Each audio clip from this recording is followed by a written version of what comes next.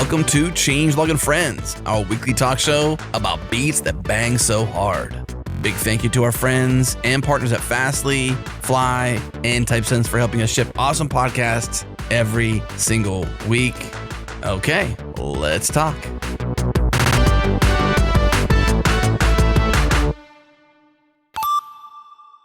So we're joined by the mysterious Breakmaster Cylinder, which I've said probably 1,000 times in our outros by now. BMC, thanks for hanging out with us. Hi. Oh, my pleasure. Thanks for hanging out with me. The Beatsmaster in residence, the original, the OG beat freak. Woo! Yeah, I like beats. Yeah, I don't know what our podcast will be without you, honestly. I think that this is like an interesting moment in my life because was a fan before meeting you and then emailed you, didn't think I'd get a response. You responded basically immediately and was like, I'd be honored. I would be honored. And then now that's just history now. Yeah, it's history. And like working with you is super cool. Thank you. I like the show. So a lot of people do Breakmaster Cylinder theme songs for their podcasts, but not very many people do what we do, which is just be like, hey, will you just continue to make music for us in perpetuity? Yeah, you have a big exclusive library of whatever it was you were thinking of at the moment. We do, don't we? You're like, I want it to sound like watermelon sugar, but something. Oh, that was the best one. Yeah, man. Was it? Okay. One of many best ones. I mean, they're all our babies, basically. They all have a special place because like music plays such a role in, I think in our emotions, music is certainly an emotional thing. Certainly. But, there's a certain love that you have for the music you love. Yeah. And so Watermelon Sugar and the Seaside version that's pretty much famous on TikTok, that's where I know it from at least, is that those blends. Watermelon Sugar was a song by itself from Harry Styles, and Seaside was a song separately that I'm not even sure the artist, but on TikTok they blend them together and they're perfect. Perfect. And we made a rendition of that was super cool.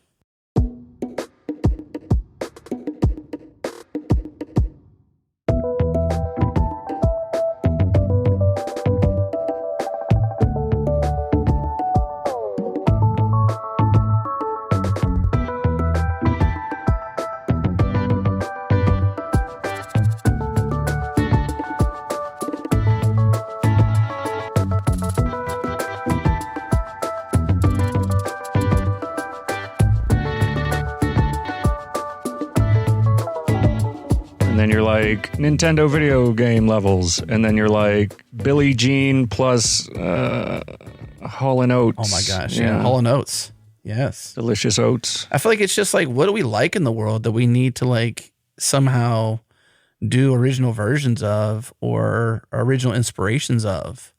But I think how it began with the library was just that we had access to the library that you have for, I guess your clients, your customers basically, but we were using ones that were not quite what we wanted them to be. Obviously, they're your stuff, so we like it, but there was like, we like this, but could be different in this way or this way. And we just had particular needs, and we reached out to you saying, can we just do something where we build our own music library, and they're all licensed for us. Nobody else can use them. And I think that, like, we're deep in this, Jared, like that's normal for us, and not all podcasters have that luxury and or ability to just have what we have. And I think that's kind of like our secret sauce in a way, because no one else can sound like we sound. BMC, has anybody else made such a proposition to you over the years? Like said, hey, like what Adam said to you? No, not really. Yeah, sometimes I get requests for specific stuff, but then I eventually put it in the library. Gotcha. You all have very specific tastes. You like glitchy things and, things. I've been writing a lot of polka lately, if you need that. Polka? Yeah. It turns out I'm not that bad at it. Huh. What's your favorite genre? Polka. No, I don't know. Polka. Just right now. Yeah. The answers to that are only obnoxious.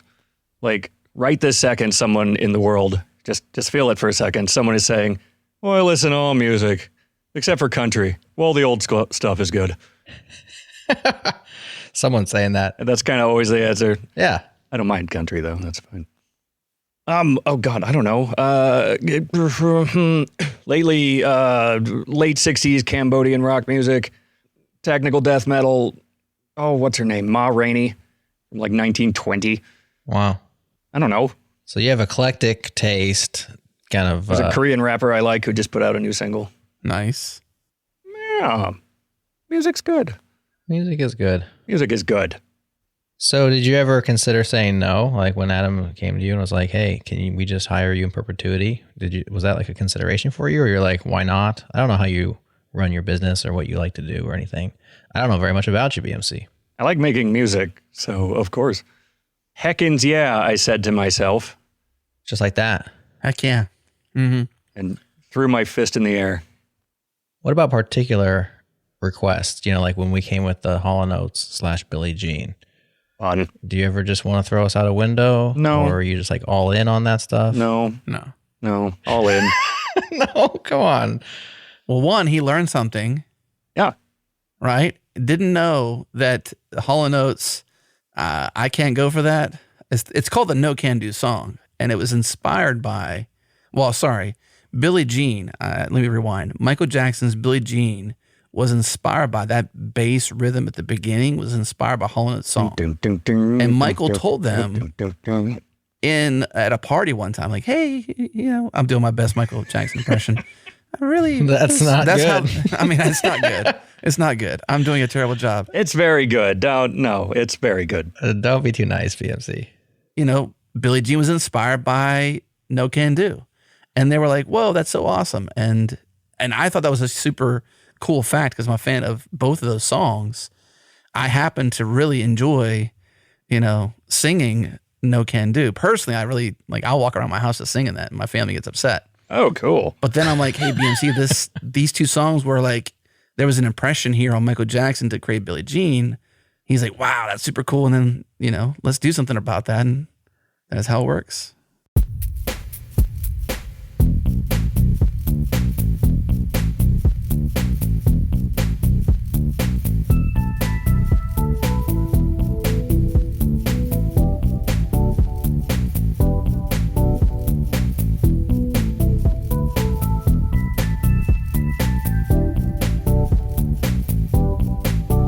Yeah, didn't he apologize to them for ripping it off? And they were like, we have no idea what you're talking about. Yeah, exactly. He was like, sorry for doing that. And they're like, no, that's totally cool. Please rip us off. Yeah.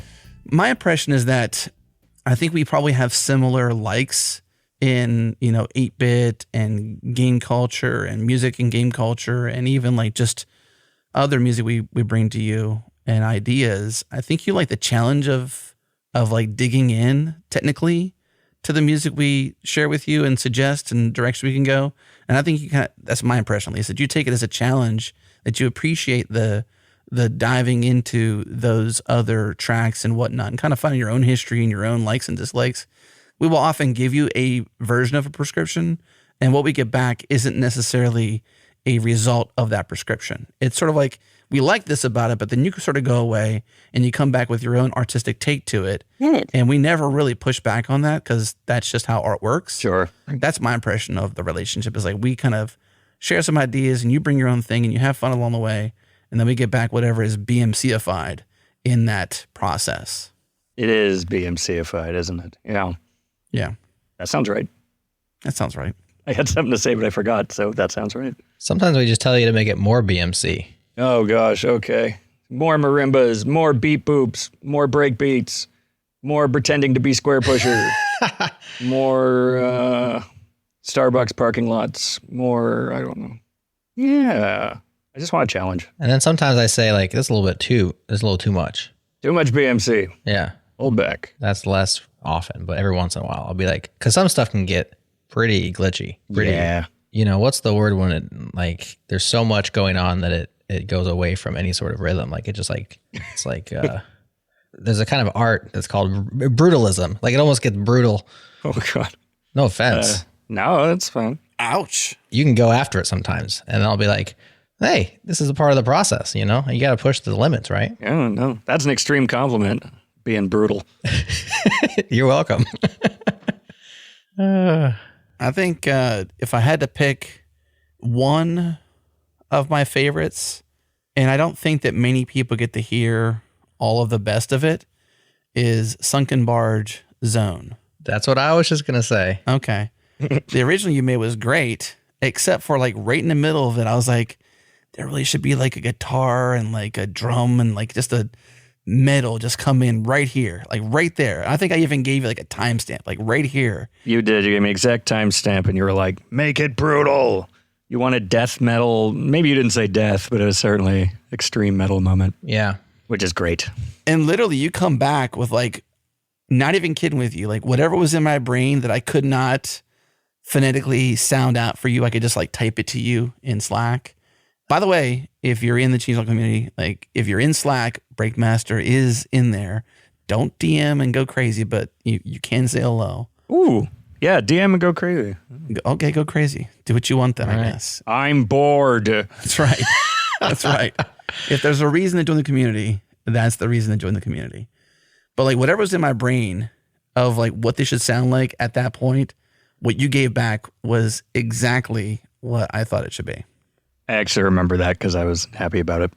That's actually turned into, I was almost ignoring that whole conversation when it was going on. Like I just let it, because you guys were riffing and I was just, I don't even know what we were doing at the time, but afterwards, and I didn't hear the end right away until I saw it in the playlist, and it's called Sunken Barge Zone, Adam's Sudden Death version. Oh. And once I saw that, I was like, oh, I got to listen to this.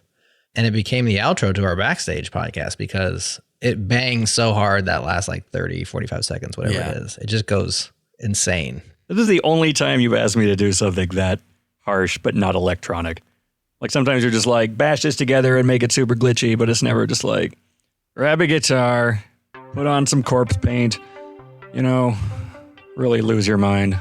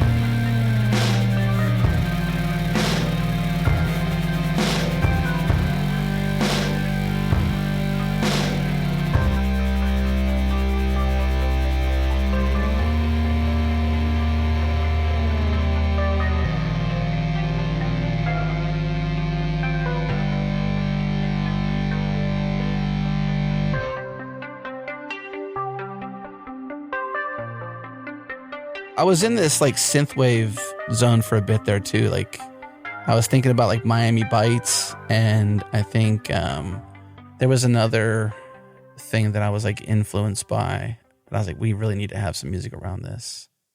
Pole Reposition actually is the name of it. Yeah. But I was like, what's another game that is just like so cool, but probably hasn't been played for a while by most modern day mainstream? Like Pole Position. That's like the oldest of old. Yeah, I didn't even know what that was. And they have a really good song that is the theme of it.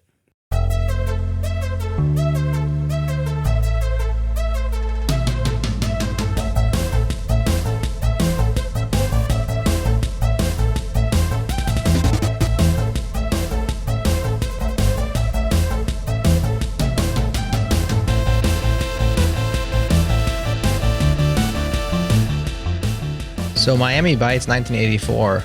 I can't remember the inspiration for that. Was that Grand Theft Auto Vice City, or did we just say like, give us the 80s at Miami? Do you remember what happened with that track? How we came to that? It was like synthwave. Synthwave. It very much has like a Grand Theft Auto vibe. The 80s version. Well, if you had just said 80s, I would have gone with gigantic snare drum, and it wouldn't have sounded the same way. But synthwave, you get all like saturated and covered in reverb, and just picture neon colors.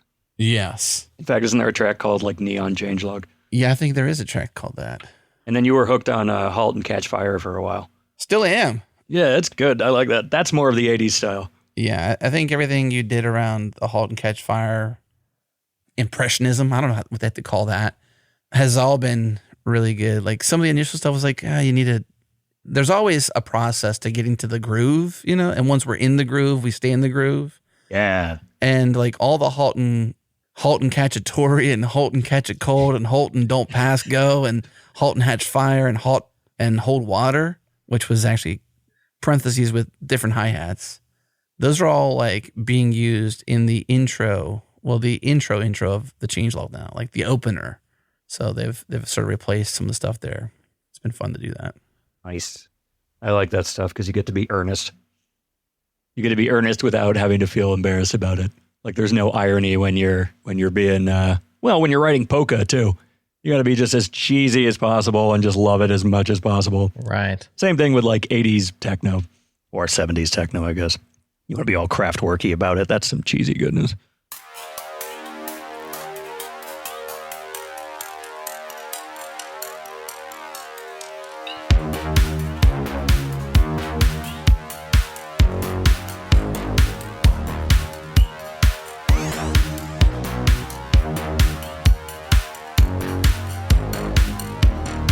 Yeah, it's not worth doing it ironically or whatever. It's like, what's the point? Like, do it like with complete sincerity if you're going to do it. Yeah. Where do you get all these crazy names, man? All these song titles. They're just like, they're almost sometimes even more fun than listening. It's just reading the track list. Yeah, I don't know. I've written many songs, and I don't know. I've used every combination of English words. That's it. Yeah, you certainly don't go for brevity. Kind of like the typical people who write song names, like one or two words. Like you like, especially your public library, because a lot of it's like you're trying to describe what kind of music it is for people who are just like scrolling. So it's not really necessarily just the song title. It also has some descriptive, words attached. Yeah, I put little tags at the end for you to search, but yeah, exactly. But your ability to make me sometimes laugh, but definitely smile just by reading the track list is something I've always appreciated. Great. I always wonder if he pushes the Linux file name limit, Jared. Are you on Linux, BMC? No. You're on Mac OS? Yes. Wow. Unix based, at least. Right. What's your character count of your longest track ever? Oh, like I haven't looked that up, but you do count your characters, don't you? No. Of course. Yeah, I got it all cataloged in my brain. One of them is your glass eye sees the future. It's too bad you didn't have it when you ran with scissors. That's pretty long. That's a classic. See, like, what is that? Where does that even come from? What is it? Sounded like glass. And wait, was I actually tapping glasses together? I think so. I mean, a lot of the time it's just how I made it, or it's just I need a sentence and I can't. I don't know, man. Right. Dumb. Sometimes it's just dumb. How can you explain your art to us? Can you just describe how you art? How I art? Every morning I wake up in the yard. That's kind of what we're asking you, right? Like, how do you be so artistic? Oh. We're expecting like straightforward answers as well. Right. It's like, I don't know. Let's do it. I disappear into the desert for 40 days. I come back with music. Yeah. I come back with a USB drive that like a filled with like a number of files. toads handed me in the yeah. Is that what you wanted? That was sufficient. I don't know, man. I mean, like I've written so many songs that it's just sort of about yes, period. Yes. I like it. I just like anything that makes me happy. And I do that. And then I do the next thing. You're welcome. One thing I did, Jared, recently is I found Breakmaster Cylinder in the wild. Did you now? in an unexpected place, yes. What's that mean? I will tell you. So my son, he is getting into like the early stages of coding, and he has this thing on his iPad called an Osmo, and it's like this attachment on the top that points a mirror at the camera so that it can show you what's on the table front in front of it. So imagine the iPad vertical in like a stand, and this attachment on the camera that points down so that you can essentially project things to the camera that the iPad can read. And it's the program on the iPad doing all the work with it. And there's an application called Coding Jam. And my wife just one day randomly goes into the About page of Coding Jam, and there's like credits for all the people. And there's the music credit, Breakmaster Cylinder. Yes. And my son obviously knows what we do, knows how closely we work because the albums are out, and he's listened to our music all these years. And just like now it's more and more real because we've got these 2 albums on Spotify. Like it's like really real now. You know, it's beyond the podcast. It's unleashed, so to speak. And then like this is just like days ago, right there in the About screen, Breakmaster Cylinder. And my kid was like his face was like the oh my gosh face for like Frozen. And he couldn't wait to tell me. And I took a picture of it and slacked BMC and said, "Hey, found you." Yeah. And that was sure it. you did. Found you. I love it when people DM me, "Found you." That game is so much fun. That was so much fun to write for. You had to write little, second and a half snippets of music. Oh, single bars. You write single bars of music for 20 different instruments, and they all have to match in the same key. And then you make these little characters play whatever pattern you want, and they all overlap with other characters, and it's cacophonous, and it's great.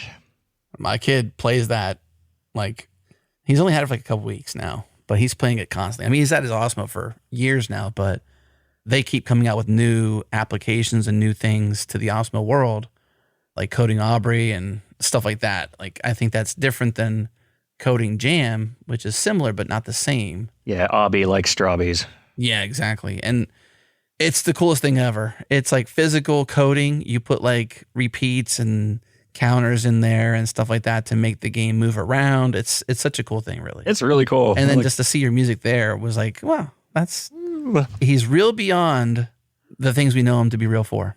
Oh, I'm real. Oh, I'm real. I did music for a lot of their games, actually, over a period of time.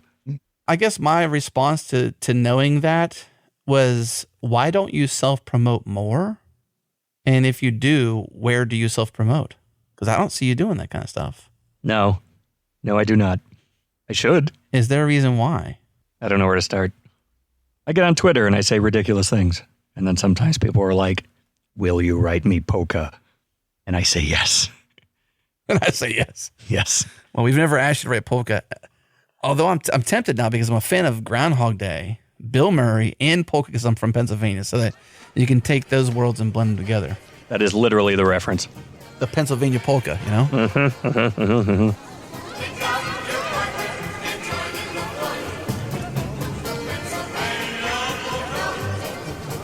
But seriously, why don't you self-promote more? Why would it not make more business sense to be a bit more self-promotional? Yeah, it would. I need jobs. If you're listening, I need jobs. Thank you. Well, I think the inclusion of your name in the outro of podcasts has produced for you a lot of leads, don't you think? I mean, yes, that's how we found you. Yes. That's how we knew who you were, was because of Reply All's thanks to Breakmaster Cylinder at the end. And we're like, who's this Breakmaster Cylinder? We like this music. Let's go get some. Yeah, it's a silly name, and I hide behind a mask, and that, I think, has gotten people interested. Yeah. Also, the music's pretty good. Yeah. Oh, thanks.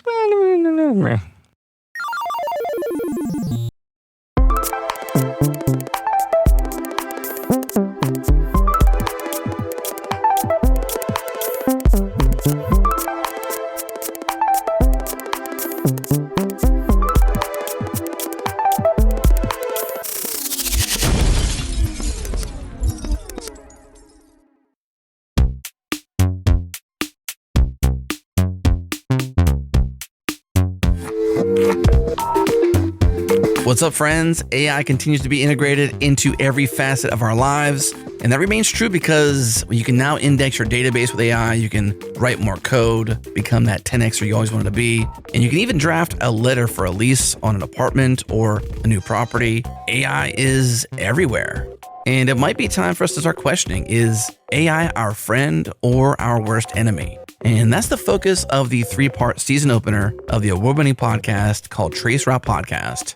You can listen and follow the new season of Trace Route starting November 2nd on Apple, Spotify, or wherever you get your podcasts. And this show is all about the humanity and the hardware that shapes our digital world. In every episode of Trace Route, a team of technologists seeks to untangle the complex question, who shapes the internet? Seasons 1 and 2 gave us a crucial understanding of the inner workings of technology while revealing the human element behind tech. And Season 3 tackles not just AI questions, but also how can we use technology to preserve the earth? Who influences the technology that gets made? And what happened to the flying cars we were promised? I think it's safe to say that the future of AI is both exciting and terrifying, so it's interesting to hear the perspectives of experts in the field. Listen and follow this new season of Trace Route starting November 2nd on Apple, Spotify, or wherever you get your podcasts.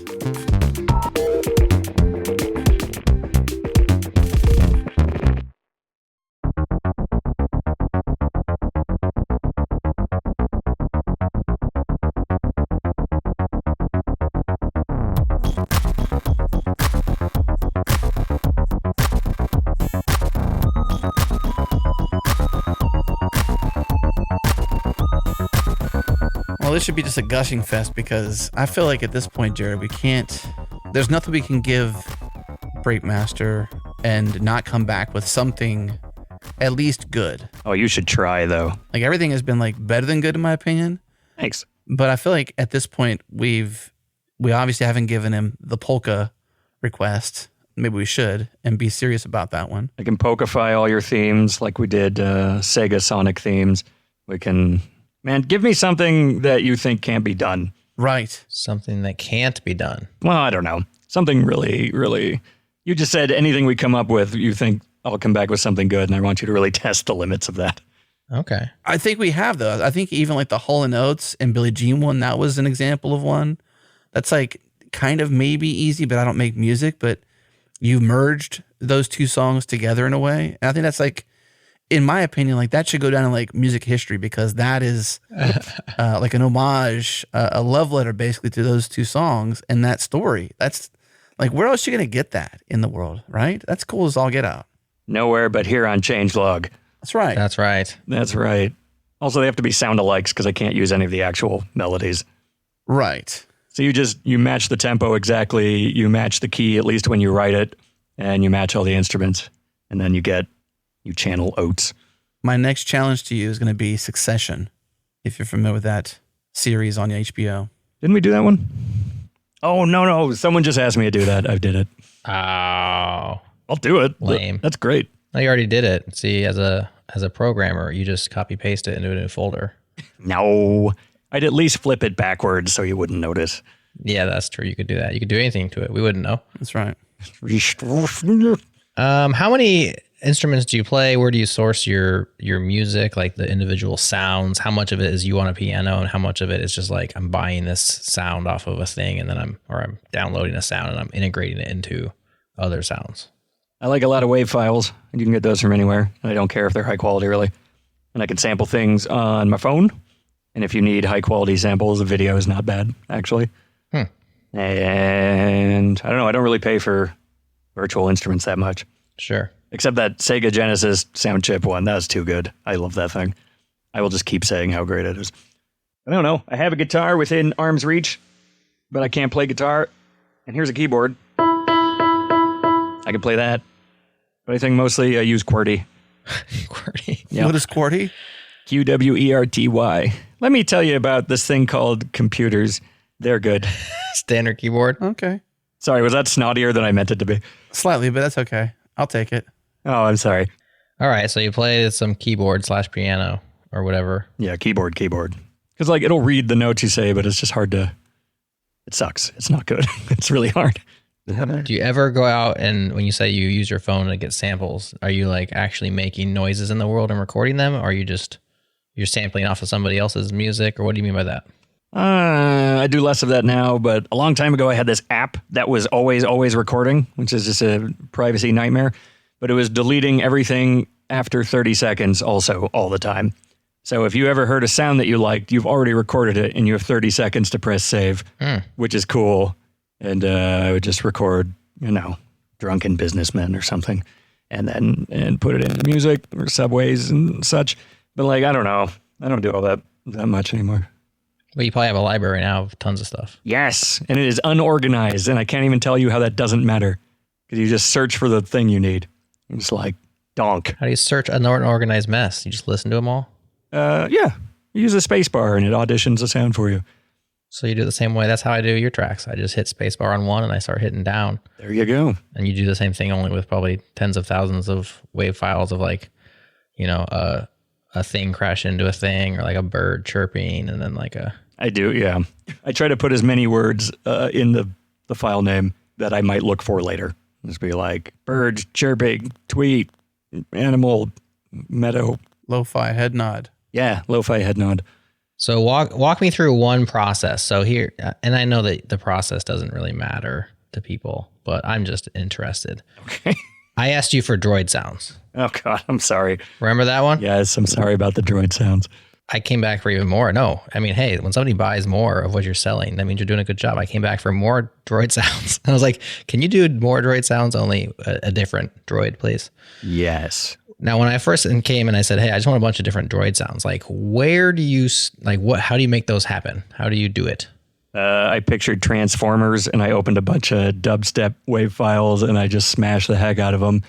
And that is because the very first time you asked me for droid sounds, I gave you just the harshest, most brutal yeah, you did. clip of robots assaulting each other noises. I'm like, make it cuter. I want a cute droid, Yeah, we went more to R2 than... Yeah, R2. Yeah.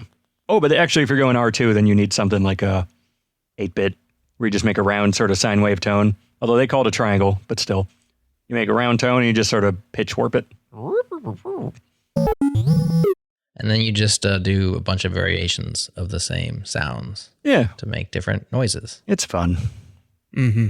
That's a fun job. Like, I don't know how to do that, but I think if somebody came to me, so that's kind of how I feel okay having ridiculous requests for you, because I just feel like you're going to be like, they want me to make a bunch of robot noises. Yeah. That's fun. I'm going to go make some robot noises, Yes. Yes.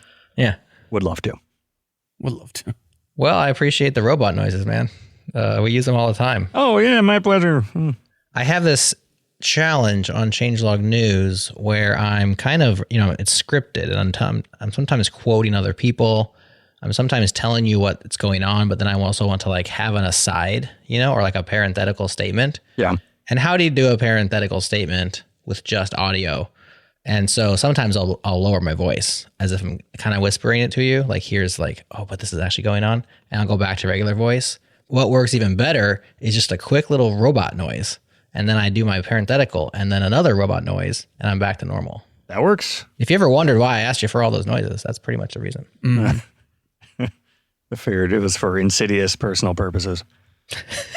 I did that recently with an editor's note on one of the changelogs. I want to say it was the Kevin Ball Friends one when I like had to come in with an aside, essentially, like you're saying, a parenthetical. Mm-hmm. I wanted to clarify the history of Kevin and stuff like that. I think that was it, if I recall correctly. But that was fun just to like do that, because without the droid sound, it would have been, or the sound library, I think I chose two, obviously, one in, one out. But without that library, it'd have been like, hey, by the way, exactly, just changing your voices or whatever. Yeah. Right. Or sometimes I'll include a clip from an episode. And if that clip starts with me talking, it's really weird to introduce myself. Because then it's like, well, when did I stop introducing and start talking? Because a lot of times like a clip will start with me asking a question and then the guest answering it or Adam asking, etc. You got to go atmospheric and change the world of it entirely. Right. So just little stabs, little droids, they just work wonders for providing that. You could pan yourself like 30 to the right. I actually tried to insert it once. It didn't work out. Do you remember in Wayne's World where they do the blue, blue, blue? Oh, yeah. That's basically what I wanted to do with audio. I actually used that one time. It just didn't cut out very well out of the movie to introduce a... Why don't you just do it? Or I'll do it. Yeah. Or I'll ask someone on the street to do it. And there's no. Okay, so I don't actually remember how the sound goes, but yeah. Yeah, something like that. We can do that. I'm here for your sound needs. We should do that. We should do that with BMC beats, yeah. Versus just recreate the Wayne's World sound. Yeah, wind chimes will do it. The problem with it, I think, in the movie is it has another song that undercuts it as they're fading out, and it makes it hard to use. I think it was Ballroom Bash. Ballroom Bash? Is the song that comes in? I'm pretty sure it is. Like, it's the beginning of it because it's on repeat at the end, right? Isn't there like 3 different endings, and that's when that is repeating over and over? Oh, gosh. Yeah, because it's like alternate endings, yeah. Yeah, it's like, welcome to the Ballroom Bash. I can't remember I can't sing it, but It could be. Could be. heading to the Ballroom Bash is the lyric in the main. Or is it not Ballroom Blitz? Ballroom Blitz. I don't know. See? Good job, BMC. Oh, yeah, that's good, BMC. You got it.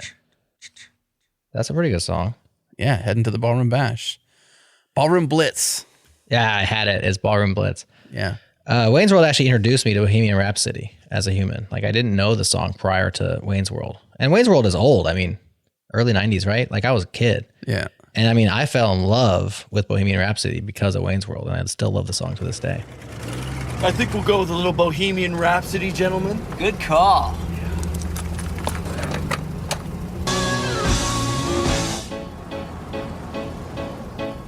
I see a little silhouette of a man. Scaramouche, will you do the fandango? Thunderbolts and lightning, very, very frightening me. Galileo. Galileo. Figaro. I'm just a poor boy. Thanks, Wayne. Thanks, Garth. Yeah. Thanks, Garth. Party on. On that note, we do need a Ballroom Blitz rendition, BMC. Let's make a list as part of this podcast. Okay. Okay. I don't care if you've done Succession before. You gotta do it again. Okay. And Ballroom Blitz is next on the list. And definitely some polka. 2 things was too easy, so I think you need to come up with 3 things to merge, Adam. Like, Okay. for the ultimate challenge, That'd be nice. we could have a follow-up. Here's what BMC came up with based on this. Or we could put it into the show if it's fast. Depends on how fast or slow it is. We need some ideas. We need lots of ideas. We need so many ideas. You know, you could just like borrow the melody from Pennsylvania Polka, and that could be enough as like the nod to polka. Yeah, right. It doesn't have to have any of the instruments. Like that could be just like the nod to it. It doesn't have to be actually polka. All right, so Ballroom Blitz, a nod to polka, not too much, you know. It's got to be that you can point to one element of the song for each genre and say that's what that is. There you go. That's right. And then just a little bit of Grand Theft Auto Vice City, and I think we're good. Sure. Fine. Okay. What about these albums? I mean, we finally collected the music together in a coherent way to release on the streaming platforms. Bandcamp is there, Spotify, iTunes, stream or purchase. It's cool, right? It is cool. You're not asking me, but it is cool. I think it's cool. He thinks it's cool. And what do you think about Changelog Beats versus, under the Breakmaster Cylinder name? What are your thoughts? We got some questions about that from our audience. Like, hey, why'd you do this under your own thing versus like under Breakmaster Cylinder? What are your thoughts on that? Wasn't that your idea? Well, were you upset about it? And were you like, man, No. no? No, I'm not upset about it. You're like, I'm the artist here. Am I on there somewhere? No, I'm not upset about it. Yeah, you're on there. All right. Cool. I don't know. I like, No, you are. You're the artist. Wait, I am? Although it wanted your full name, so I put first name Breakmaster, last name Cylinder. Does that mean it'll show up on my spot? Okay, well, I'll look at that later. I'm not sure. This is a whole new world for me. I've never been a music artist before. Don't you dare close your eyes. Nor am I now, but I represent one on streaming platforms, you know? You're a label now. Yes, I am. Yes, It was Changelog Media is the label. Yeah, I thought the name made sense. I mean, it's obviously a collab, and we don't hide that you are the actual artist anywhere. So it's not like we're trying to act as if. But all of these songs are Changelog exclusives. They're inspired by our style, right? You made them for us. Makes a lot of sense. Like this is the music from the Changelog podcast. And so Makes sense as changelog beats. I think it makes sense. I think it makes Now, sense. the real controversy is I didn't spell it Beets. I know that's one of your moves, BMC, is the reference to the plant, the beet, Yeah. which I always thought was cool and funny. But then once I was actually going to put it out there, I was like, are people going to find this if I spell it wrong? No, maybe not. Yeah. So I went with the standard spelling of beet, but for a long time, even when I would script out my thank you to you, I would write it Beet because that's how I was thinking about it when I would say. Yes, you do that a lot. I like it too. It amuses me, but like it's already hard enough to know how I spelled Breakmaster. Yeah. It's supposed to be a car part, but it is not spelled that way. I have one on a chain somewhere. You got a Breakmaster on a chain? Cylinder. I don't know what it does, but it goes on a car. How'd you come up with the name? It's the name of a car part. So are you into cars? No. Well, then why? It's, Funkmaster Flex adjacent, Grandmaster Flash. Yes, it is. You got your Breakmaster Cylinder. Gotcha. I think it's an old joke. I've probably heard that before. That's not that clever. Yeah. Yeah. It works. I need a good name. Can we brainstorm a good name for me? I'm done being BMC. That's a tough one. One that's not terrible. How about Zelda Trap Jazz? Is that an album name or an artist name? This has been described by one of our listeners, how they describe your music on our podcasts. Zelda Trap Jazz. Oh, yeah, I take that. That's good. You like that? Zelda Trap Jazz. That sounds accurate, yeah. And then a more recent one. I can't remember if I actually told you this or not. I think I did, and you chuckled. I bet it's good. This was a recent guest on JS Party, and he said, I didn't know that your theme song was going to be robot dance makeout music. Yes. You like that one? I love that one. Robot dance makeout music. I thought that was quite a compliment. That is definitely a compliment. The makeout part especially, I think, speaks to its resonance. Yes. There's something intimate about that. Yeah. I guess Bjork did that. Oh, really? Well, I don't know. Just trust me. Okay. That's her vibe for a while. Just trust me. I'm not going to fact check that at all. There was a music video, but it was like 15 years ago, and who cares? Like, I could talk about it, but... artist name, though? Robot makeout music? What was the first Nah, not one? really a good. Not really good. You know what's the worst artist name? No, please tell us. Leonard Cohen. Leonard Cohen. Why? I don't know. It sucks. His parents should be ashamed. Oh, that's a call out. This is a good call out. I love this. Tell us more. Explain. I have nothing against Leonard Cohen or his parents. Just the name, not the music? Yeah, I was just aiming for okay. No, I get it. They just needed a thing to say. And then I said it. That's funny. And now we're going to start beef. Yeah, Leonard. Is he alive? No, he passed away. So you can't get beef with someone who's dead. Oh, okay. 2016. That was when the Hallelujah song became a little bit more popular because I think SNL did a rendition of it in their cold open as like a thing for his death, I think. Something like that.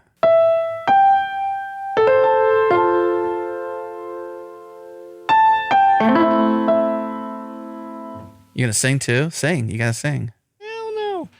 I know Wainwright, not Rufus Wainwright. Loudon Wainwright. Oh, one of those two. They sang a version of that. I don't even know if I know Leonard Cohen's version. Yeah. This is important. Let's discuss ad nauseum.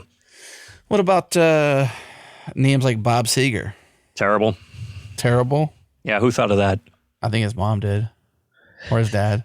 I'm sorry, Bob Seger's parents. Man, I just keep stepping in it. What about a name like, Adam Stakoviak? Too long. Very good. Very good. No, I like it. That's a good name, right? Yeah, 6 syllables is nice, for one thing. It's got the hard consonants in the second half. It lures you in with the Adam part because it just sounds sort of... Oh, yeah. This is simple. Oh, no, it's hard. Everyone knows an Adam. That's right. This is simple. Oh, no, it's hard.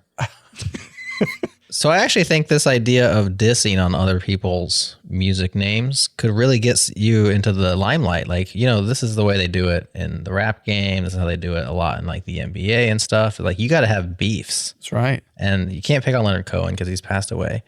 But if you could come up with somebody else like Moby, maybe Moby. You want to start a beef with Moby? Oh, don't get me started on Moby. No, we're not talking about Moby. I got things to say about Moby. Please, no. Start on Moby. I have opinions. No. What about Vampire Weekend? They do not sound like a band called Vampire Weekend. That's true. That sucks. Come at me. Okay, I love it. You hear that, Vampire Weekend? Oh, I was asked to do a sea shanty parody of Moby's Extreme Ways. What? Yeah, it was great. It was fun. Did you do it? It was for a show, yeah. It was for a show that was tracing his claim that he's a direct descendant of Herman Melville. Who the heck's Herman Melville? He wrote Moby the Dick. Oh, well, that makes sense. Yeah. There's some history to Extreme Ways. Are you familiar with this history? I love music history. Tell me something to like about that song. Just anything. Okay. It was an unexpected hit, and it wasn't a hit until it was part of the Bourne movie, franchise. Like, it was basically obscure and unknown until they picked it up. And then for 2 of the films, because there was 4 Bourne films, for 2 of the films, it was the exact studio version he produced. And on the 3rd one, they're like, we can't do the same one again, but it is the theme song basically for Bourne Identity and for the Bourne film series. And so he went and re-recorded all of it. Vocals, back to the drawing board for everything, instruments, everything. And did the same thing again for the final film, which I believe was just called Jason Bourne. And so, I think from what I understand about Extreme Ways, this is like his big hit, really, one of his big hits. Extreme Ways was a single from my album 18, and it got licensed for the first Bourne movie. The first 2 Bourne movies used the exact same version. And then the 3rd Bourne movie, I re-recorded the whole thing. All different vocals, different instruments, different everything.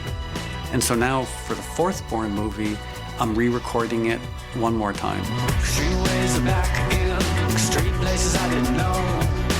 I broke everything new again. Everything that I know. It was basically obscure and unknown until the Bourne Identity, the movie. And you like that about it? I do? No, I was asking Adam because he said that's something that he likes about it. Yeah, no, I got you. Oh, and you like that about it.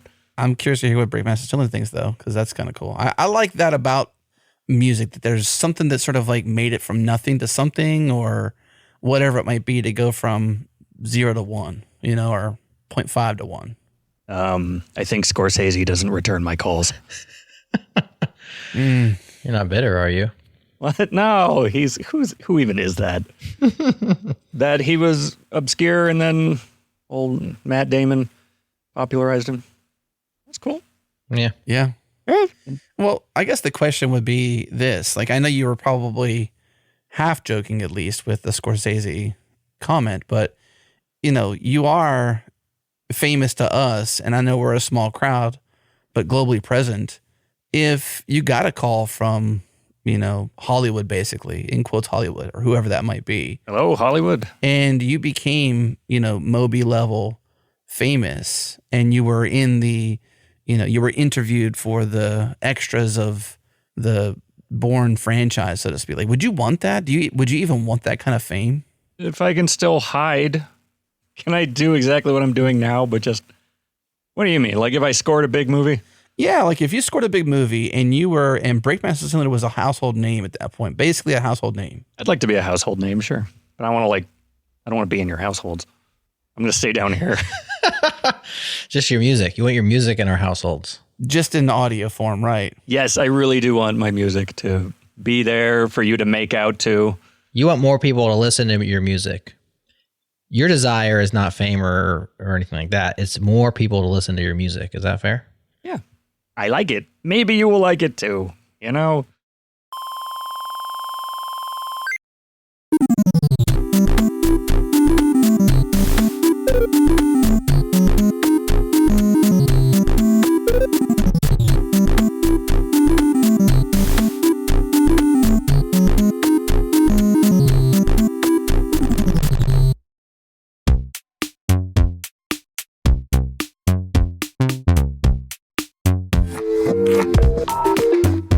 I'm here with Lazar Nikolov, developer advocate at Sentry, Okay, let's talk about your live streams. You're constantly building something and live streaming it. Give us a peek behind the curtain. What do you do in your live streams? What can we expect if we watch?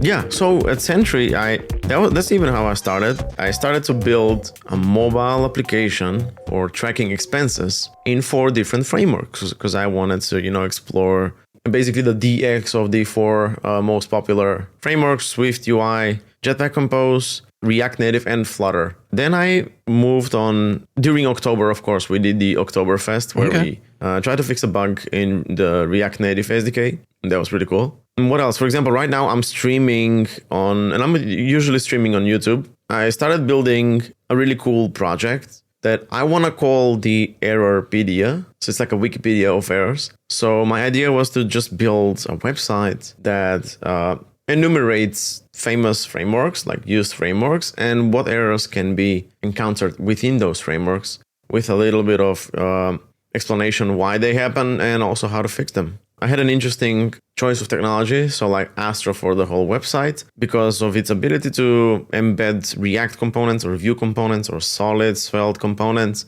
And these are frameworks that I want to cover the errors from. So like the whole website, the whole doc site would be just Astro and Markdown. But when the interactive example needs to happen, I'm just going to export that from a package in the monorepo. So that was interesting. And I started building that, and it put me into this mode of thinking about errors. And I was like, okay, we can do these errors and we can do these errors. I started to compile a list of errors that we can document. And I started thinking about, what about errors that don't necessarily break the page? Yeah. I mean, they break the page, but they don't produce errors in the console, right? There could be responsiveness errors, right? Like mobile or tablet, something like that. Something gets pushed off the screen. There's like an overflow hidden on the body. You can't really access that, So it breaks the flow, the operation flow for the user, but it doesn't produce anything in the logs, right? Maybe we're talking about, I don't know, Firefox or Safari CSS issues, because we know, especially Safari, when you're building something for Safari, those who do front end, things usually break, but they don't produce an error. So I was thinking about that, and I was like, okay, we have all the tools in Sentry. So yeah, that's what I'm doing right now. I'm streaming building that widget that lets you, start the recording and send it to Sentry. Okay, if you want to follow along with Lazar, you can follow him at youtube.com/Nikolov Lazar. We'll put the link in the show notes, but it is youtube.com/NIKOLOVLAZAR. Lots of cool live streams, lots of cool videos. Check them out. Again, the link is in the show notes. Also, check out Sentry. You know the drill. Sentry.io/changelawpod. That's SENTRY.io/changelawpod. And make sure you use our code CHANGELAW. That gets you $100 off Sentry. That's basically the team plan for free for 3 months. And this is in addition to their completely free developer plan. Once again, Sentry.io/changelawpod and use the code changelog.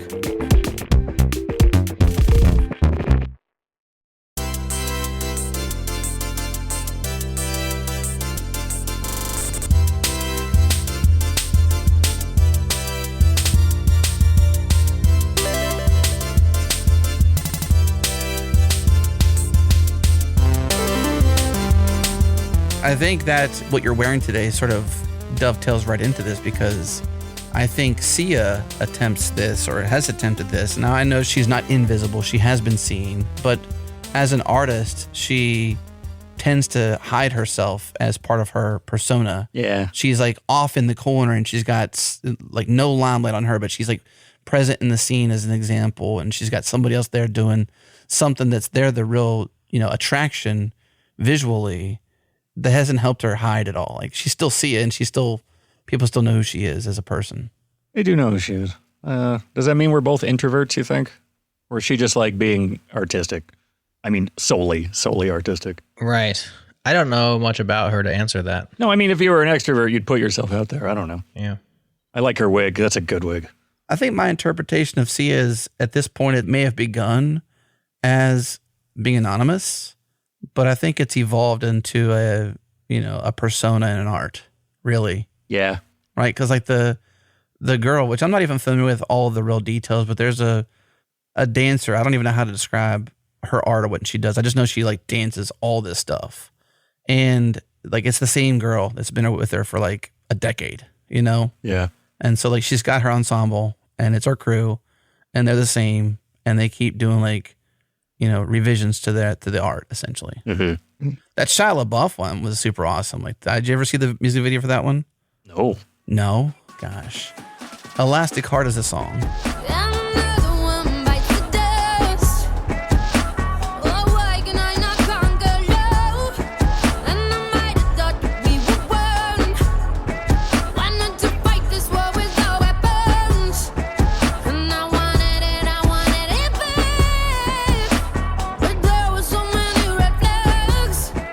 And the video is just super cool. It's just them dancing basically, and it's a story through dance. There's no words, and you've got the Elastic Heart song going on, and you have to see it.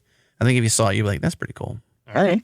Like, I think you could pull that off, a version of that, but like with robots and stuff. Can you dance? Can I dance? No.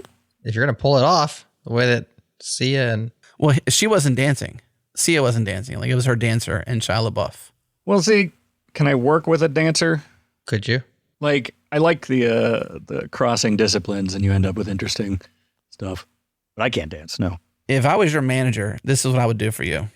If you've seen the film Interstellar, there's two robots, artificial intelligent robots in there, one called Case and one called Tars. And these things are like, I can't even describe them to you, but they're like not like you would imagine robots of the future. I'd give you those kind of robots, and that would be like your dancers. Oh, okay. Yeah. Super angular and clunky. Yeah. You know what I mean? Like, that's your style. Glitchy robotics. Yeah. Those robots always strike me as so weird design wise. Yeah. They look so kind of ham fisted, or whatever the robotic equivalent of ham is. Yeah. I'm over here trying to think what the robotic equivalent of ham is. I'm like, I was just like, what are they going to say? Yeah. Leonard Cohen, huh? What a terrible name, Leonard Cohen. Get out of here, Leonard. I want to start a punk band called Negative Attention. Doesn't seem just like never mind. negative what? Attention.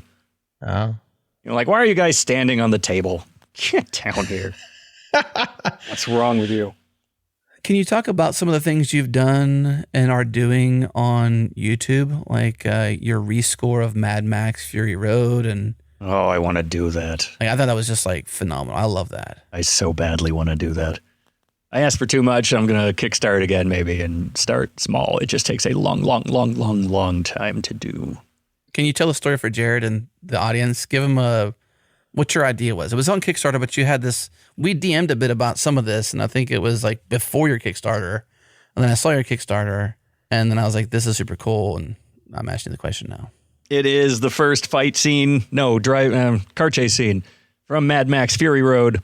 It's, 16 minutes long or something? It's just some real epic to start the movie off. And I erased all the audio and I'm trying to rescore it, which includes music and includes, I don't have them speak at all, but whenever Max is talking, it's my pug. It's like, and Yeah, very gnarly. yeah, I redid the guitar solo for that guy who's like strapped to the big rig.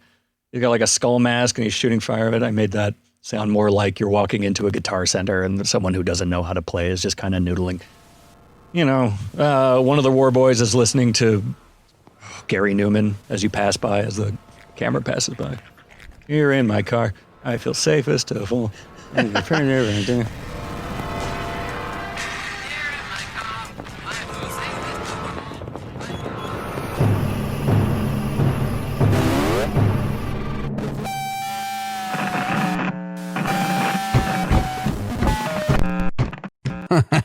That's out there on YouTube I right did now? like 2 or 3 minutes of it, and I love every second of that. It's so much fun, but It just takes too long to do. it takes a long time, and it would be a dream job to get paid to keep doing that. But I'll keep doing it. Immortan Joe always has his blinker on. I gotta watch this. Is this like Foley type stuff, or is this all instrumental creation? Like, do you do any Foley? Not really. It's just time consuming when I could type freesound.org and just find anything I was looking for, really. Right. Like, I didn't go out to a car and record the turn signal. Right. Back in the day, I've shared this before, but, early in my career development when I was like just basically dreaming of where I can go. I wanted to get into audio engineering for films, essentially. And I always loved the idea of Foley because it's just so cool how they can make, like, imagine John Wick, Jared. Like, you've seen that movie. Like, those, like, I don't want to break your heart or anything, but like those sounds aren't actually on the scene. Like, somebody in Foley is behind the scenes remaking all those sword slices and hits and thuds and whatnot. Like, that's all They're punching meat. somebody's full-time job to create that stuff. And I think it's cool how you can do that. I've never had the patience for it, but it's cool that you can do it, and how much creativity is involved in taking crunching ice and turning it into like a bone snap. That to me is pretty cool. Totally. I want to know all their secrets, but I don't want to do it myself. Right. You want the easy button. Yeah, I just want to know. It sounds like fun. It seems like something I'd have to really dedicate time to, and I don't care that much. What? It's super cool. Yeah. I mean, like, I don't want to do it. I'd rather write polka. Well, let's get you writing some polka for us. / Grand Theft Auto / what was the third thing? I forgot already. Ballroom Blitz? Ballroom Blitz. Yeah. That would be kind of cool. It practically writes itself, BMC. It practically writes itself, doesn't it? Well, the tempos aren't anywhere near the same. The genres are basically polar opposites. You asked for a challenge. Yeah. Breakbeats and piano for Succession. Full 70s rock band. No, it's post-punk. It's got to be post-punk. Early 80s. Hi, how are you today? Can you give us a glimpse behind the scenes? I know Jared kind of asked one of these questions, but I'm curious how you work for us. I'm curious how you work for others. Like when you get new gigs, like how do you structure what you do? How do you make sure you say yes when you need to say yes and no when you need to say no, and make sure you can balance your life? Or is that just like a struggle as an artist? I essentially just say yes. To everything? Yeah, if I can do it. Okay. Yeah. And I have a text file. And there's nothing you'd say no to? God, what have I said no to? This is going to be transcribed on the internet forevermore. Oh, man.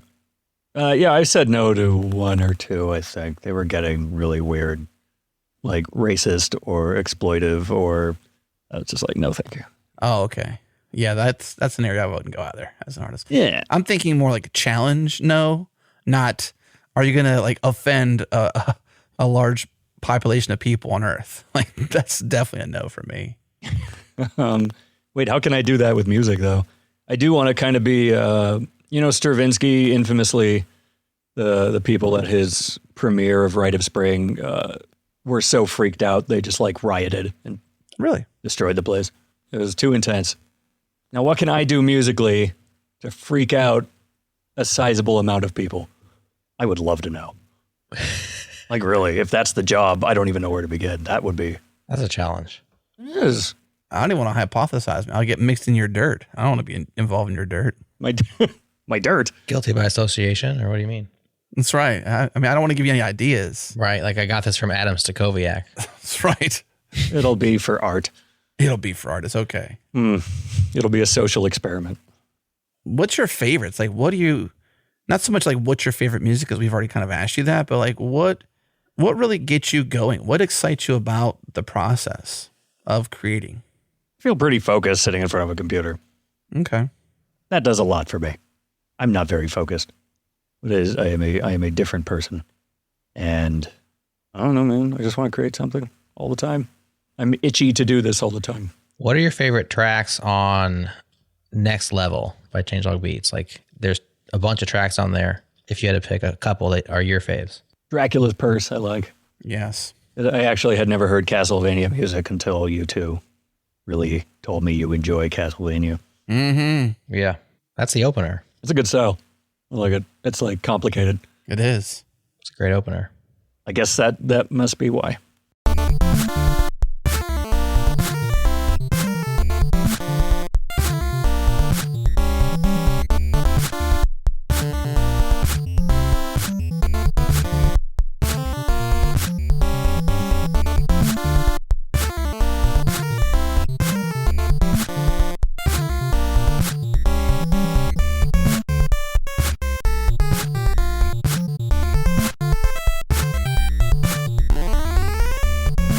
That's such a good track, honestly. I mean, like, you couldn't have nailed the head better. I mean, obviously it's the second track because cartridge intro was a requirement, right? You had to pull the game out or whatever it is, you blow in it, you put it back in, and then you got the little interstitial, and then you got the walking sound. Dun-dun-dun-dun.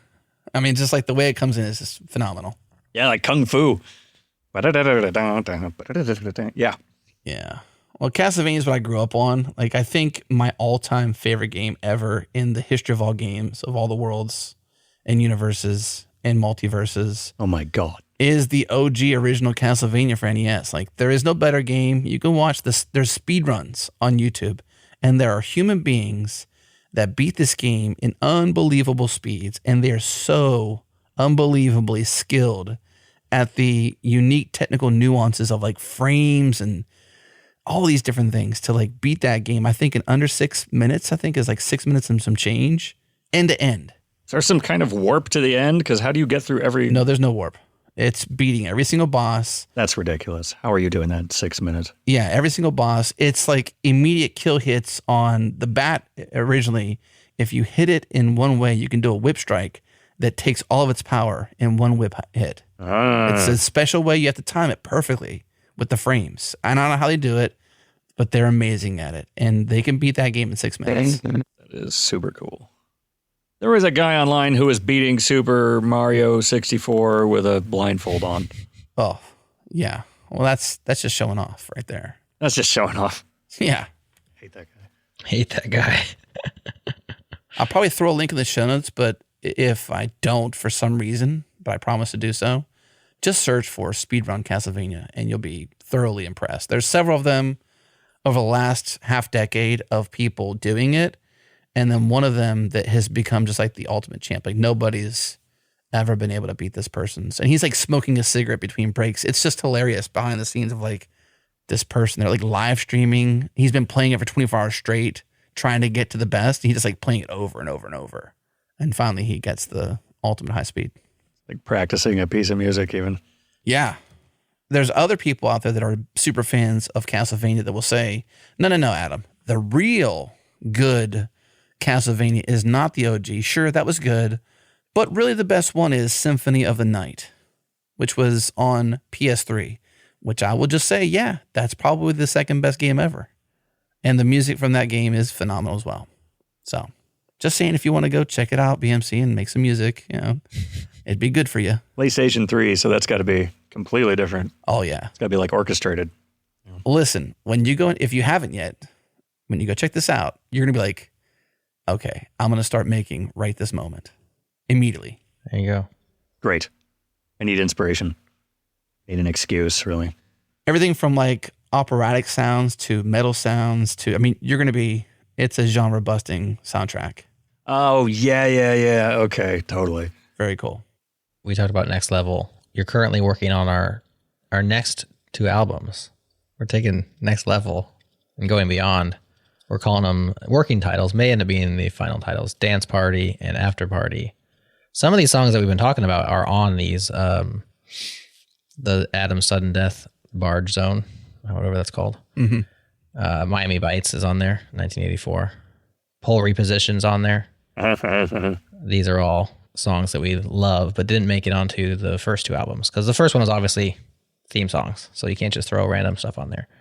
Yeah, we got some remixes and stuff, but they got to kind of be our openers, our closers, and some remixes.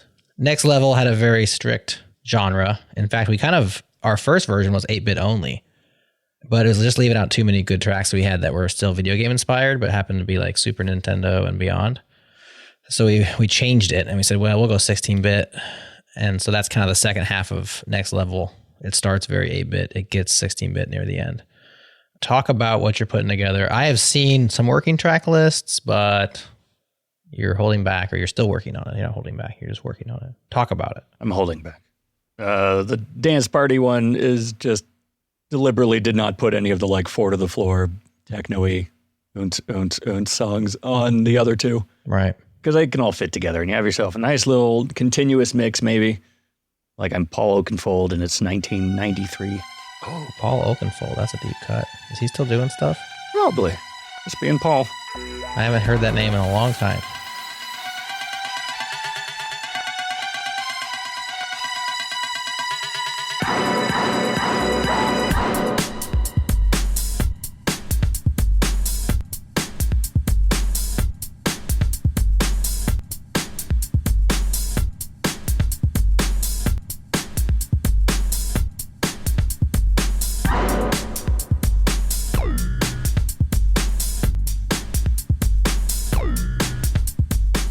Blank & Jones, perhaps? No, I don't know that one. That sounds really fun. You don't know them? No. So Blake & Jones, I listened to, they have a lot of ambient, a lot of relaxed stuff. Oh, yeah. They have actually like an entire series of albums called Relax. There's one called Silent Piano that's really good. And it's like go to sleep music. It's very chill. They also do kind of like the typical trance from the 90s stuff. I don't listen to that stuff of theirs, but when I think of Paul Oakenfold, for some reason, I also think of Blank & Jones. But their chill stuff is really, really high quality, in my opinion. So there you go. So you got Dance Party. It's going to be high BPM, right? And it's going to be... No? Well, I don't know. For me, high BPM is like approaching 300, but... Okay, so maybe you're edgier than I am. Yeah. Well, okay, but when you're at 300, you're also at 150, so like it isn't necessarily edgy. Sure. Oh, but that's true. If I go up to like 170 or 180, then we're in the 300s. I don't know, man. Oonce, it's that speed. Sure. I don't know what that speed is. That's like the dance speed. I don't either. It's actually a genre, ounce. It's the oonce genre. So is gent, which is DJENT, and it's when you palm mute a guitar and go gent, gent, gent, gent, gent, gent, gent, gent, gent. I like that. He's vocalizing the struggle I think I've personally had, Jared, all these years of like how to describe What you're looking for, what you're thinking. Yeah, exactly. It's just challenging. Gent, gent, gent, gent, gent. And then After Party is, it's chill-ish. It's going to be lo-fi stuff, which we have plenty of. But I think are you saying you're going to expand some of those tracks to make them longer, or that's what you're saying? Or are you talking about the track list? No, I try to hit like 40 minutes or so. 44. Somewhere in there is a sweet spot for an album because I'm already itchy after like a song gets past 2.5 minutes. So you don't want to go too long, but you also want to have an album. Some of those were just like snippets made for interstitial stuff for the shows. Right. So they're like 38 seconds long, and if I will just double them.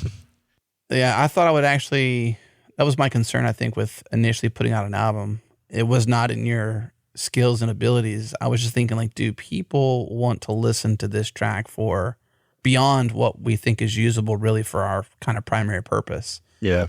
And now on the other side of it, like listen, I think of the 4,000 or so listens we have on Spotify, Jared, I know I'm like at least half, maybe a quarter. Oh, cool. Cause like it's in my, like I get in the truck, I'm playing it on the way to work, I'm playing on the way home. Like it's my soundtrack. I'm just like in these beats, our themes and everything. Like I'm just playing our top tracks. Like I'm not going to an album and playing the album. I'm going to our top tracks and just like letting it roll.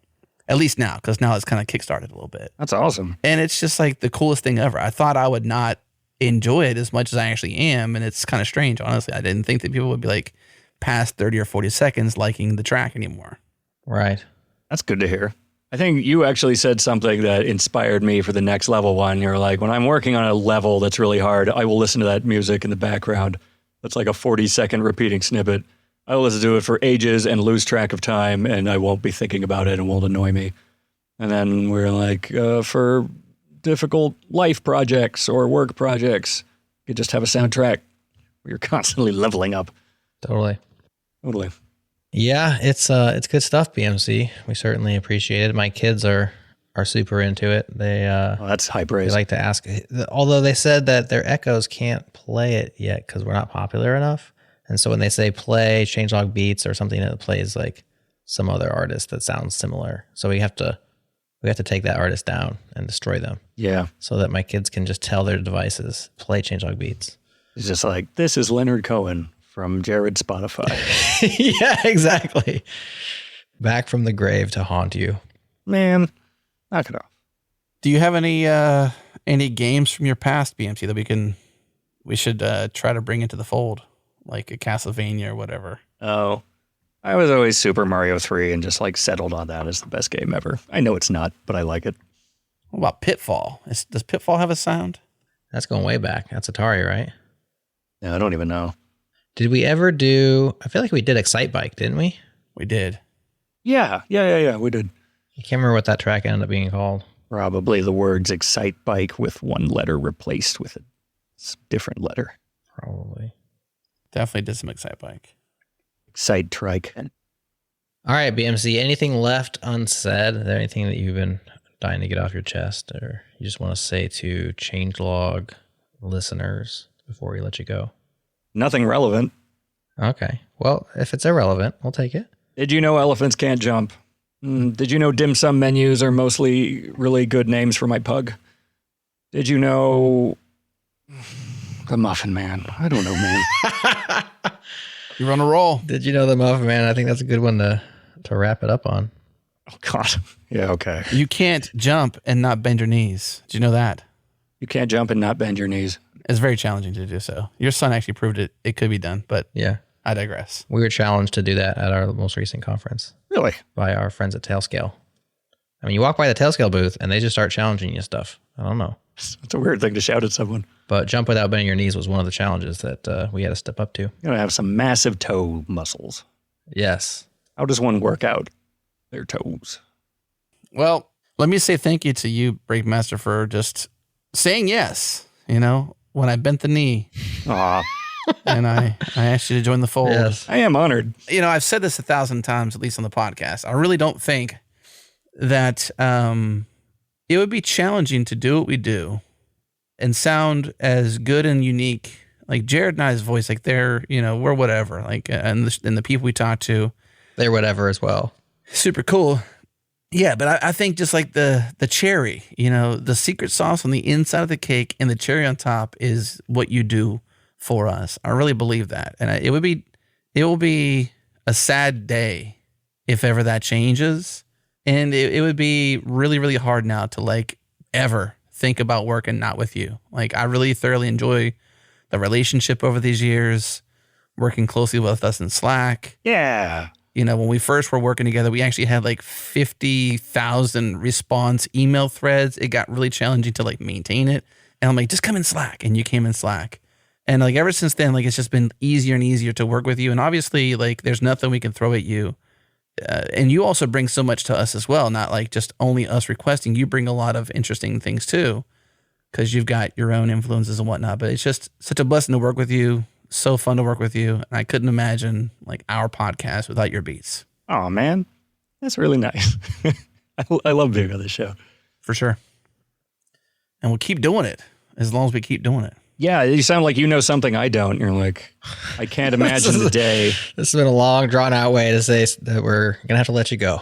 No. I don't even mean to be morbid, but like just like I'm old enough that I've seen people pass away, and I don't really mean to be like that, but Sure. we're humans, we're going to have an end to our humanity. And it could be me. It could not be you taking the hike, it could be me, No. or something. I don't know, just anything. But like, I couldn't imagine it would be a sad day, whenever that day comes to not have a chance to work with you. Yeah, thanks. I had something Just to say being and real. I totally forgot. You are being real. Just being real. Yeah, I've just thoroughly enjoyed everything, the whole thing. Like 10 out of 10, we'll buy again. That's my review. Thank you. Or unless you were talking about existence in general, but either way, yes. Both, yeah. I'm going to reserve judgment until I hear Ballroom Blitz, Polka, Grand Theft Auto Vice City, and then I'll let you know whether or not we're going to continue this relationship. Grand Theft Auto Vice City, you mean like the synthwave? Because otherwise they have a lot of channels, don't they? I'll get you a sample. Okay, thank you. That's always easier. Not the music from Grand Theft Auto, the vibe, BMC. Capture the vibe. You wanted a challenge, didn't you? Oh, okay. Yeah. The vibe, yeah, that's true. Yeah. I could do that. Yeah, we can do it. You can do it. We can do it. You can do it. All right. That's the show. Thanks for hanging with us, everybody. Thanks, BMC. Oh, no, thank you. Thanks, everyone. Bye, friends. Bye, friends.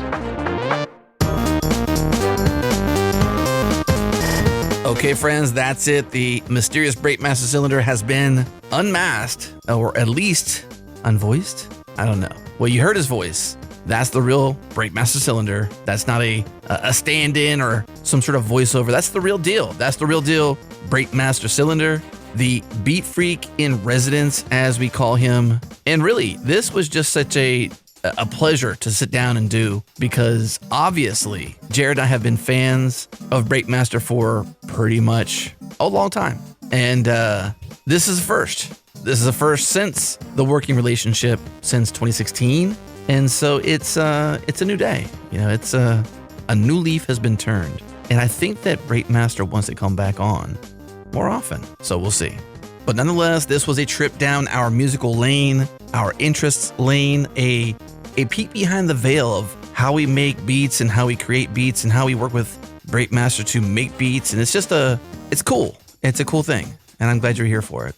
Once again, a big thank you to our friends at fastly.com, fly.io, and also typesense.org. And of course to Breakmaster Cylinder, because, well, the beats, they're awesome. Okay, friends, that's it. We'll see you next week.